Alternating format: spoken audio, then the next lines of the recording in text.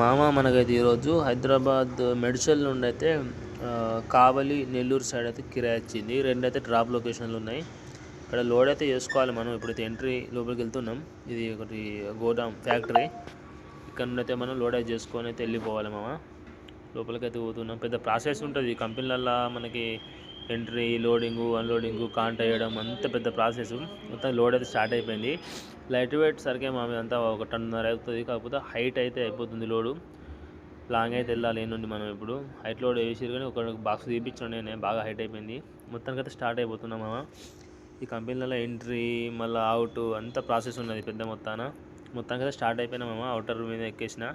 మనమైతే స్ట్రేట్గా ఇప్పుడు నల్గొండ వెళ్ళిపోవాలి. విజయవాడ హైవే టు మళ్ళీ చెన్నై హైవేకి ఎక్కేసేయాలి.